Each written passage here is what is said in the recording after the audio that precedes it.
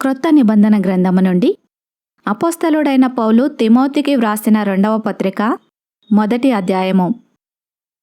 క్రీస్తుయేసునందున్న జీవమును గూర్చిన వాగ్దానమును బట్టి దేవుని చిత్తము వలన క్రీస్తుయేసు అపోస్తలుడైన పౌలు ప్రియ కుమారుడగు తిమోతికి శుభమని చెప్పి వ్రాయునది. తండ్రి అయిన దేవుని నుండియు మన ప్రభువైన క్రీస్తుయేసు నుండియు కృపయు కనికరమును సమాధానమును కలుగునుగాక. నా ప్రార్థనలయందు ఎడతెగక నిన్ను జ్ఞాపకము చేసుకొనుచు నీ కన్నీళ్లను తలుచుకొని నాకు సంపూర్ణ ఆనందము కలుగుటకై నిన్ను చూడవలెనని రేయింబగళ్ళు అపేక్షించుచు నీ యందున్న నిష్కపటమైన విశ్వాసమును జ్ఞాపకము చేసుకొని నా పితురాచార ప్రకారము నిర్మలమైన మనస్సాక్షితో నేను సేవించుచున్న దేవుని ఎడల కృతజ్ఞుడనై ఉన్నాను. ఆ విశ్వాసము మొదట నీ అవ్వయైన లోయిలోనూ నీ తల్లి అయిన యునీకేలోనూ వసించెను. అది నీయందు సహా వసించుచున్నదని నేను రూఢిగా నమ్ముచున్నాను. ఆ హేతువు చేత నా హస్త నిక్షేపణము వలన నీకు కలిగిన దేవుని కృపావరము ప్రజ్వలింపచేయవలనని నీకు జ్ఞాపకము చేయుచున్నాను. దేవుడు మనకు శక్తియు ప్రేమయు ఇంద్రియ నిగ్రహము గల ఆత్మనే ఇచ్చెను గాని పిరికితనము గల ఆత్మ నీయలేదు. కాబట్టి నీవు మన ప్రభువు విషయమైన సాక్ష్యమును గూర్చి అయినను ఆయన ఖైదీనైన నన్ను గూర్చి అయినను సిగ్గుపడక దేవుని శక్తిని బట్టి సువార్త నిమిత్తమైన శ్రమానుభవములో పాలివాడవై ఉండుము. మన క్రియలను బట్టి కాక తన స్వకీయ సంకల్పమును బట్టియు అనాది కాలముననే క్రీస్తుయేసునందు మనకు అనుగ్రహింపబడినదియు క్రీస్తుయేసును మన రక్షకుని ప్రత్యక్షత వలన బయలుపరచబడినదియునైన తన కృపను బట్టియు మనలను రక్షించి పరిశుద్ధమైన పిలుపుతో ఆయన మనలను పిలిచెను.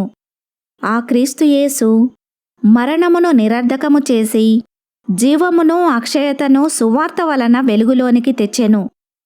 ఆ సువార్త విషయములో నేను ప్రకటించువాడనుగాను అపోస్తలుడనుగాను బోధకుడనుగాను నియమింపబడితిని.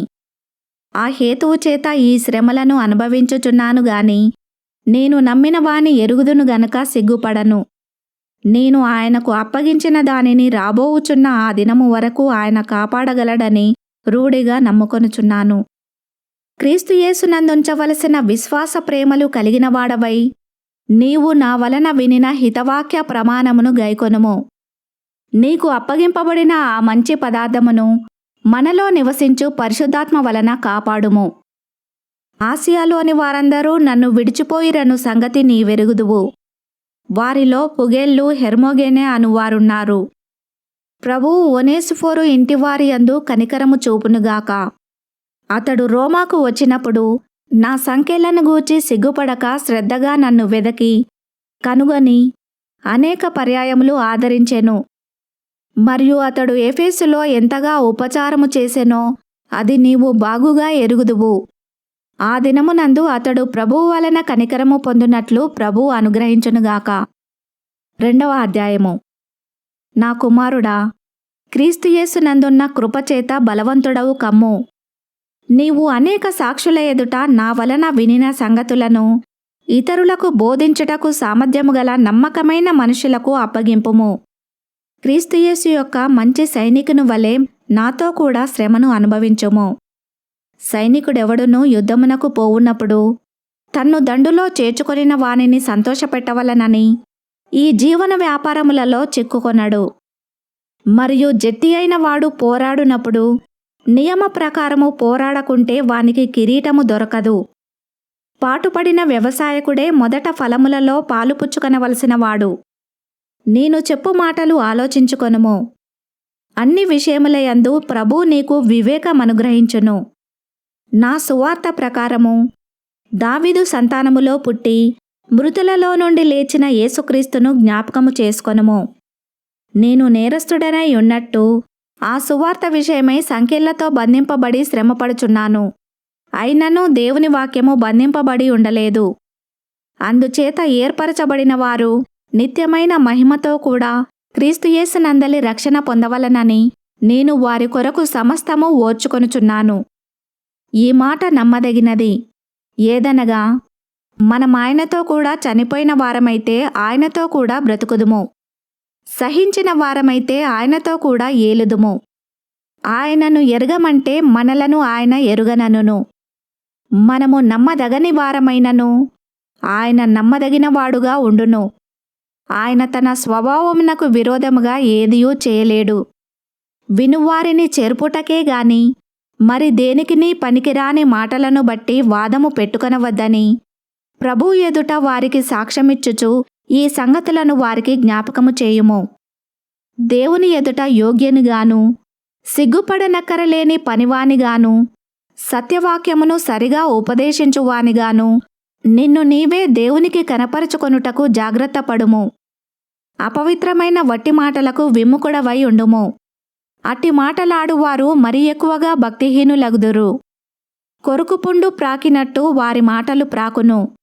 వారిలో హుమేనయును ఫిలేతును ఉన్నారు. వారు పునరుత్థానము గతించెనని చెప్పుచు సత్యము విషయము తప్పిపోయి కొందరు విశ్వాసమును చెరుపుచున్నారు. అయినను దేవుని యొక్క స్థిరమైన పునాది నిలకడగా ఉన్నది. ప్రభువు తన వారిని ఎరుగును అనున్నదియు ప్రభు నామమును ఒప్పుకొను ప్రతివాడును దుర్నీతి నుండి తొలగిపోవలెను అనున్నదియు దానికి ముద్రగా ఉన్నది. గొప్ప ఇంటిలో వెండి పాత్రలను బంగారు పాత్రలను మాత్రమే గాక కర్రవియు మట్టివియు కూడా ఉండును. వాటిలో కొన్ని ఘనతకును కొన్ని ఘనహీనతకును వినియోగింపబడును. ఎవడైనను వీటిలో చేరక తన్ను తాను పవిత్రపరచుకొనిన ఎడల వాడు పరిశుద్ధపరచబడి యజమానుడు వాడుకొనుటకు అర్హమై ప్రతి సత్కార్యమునకు సిద్ధపరచబడి ఘనత నిమిత్తమైన పాత్రయై ఉండును. నీవు యవ్వనేచ్ఛల నుండి పారిపొమ్ము.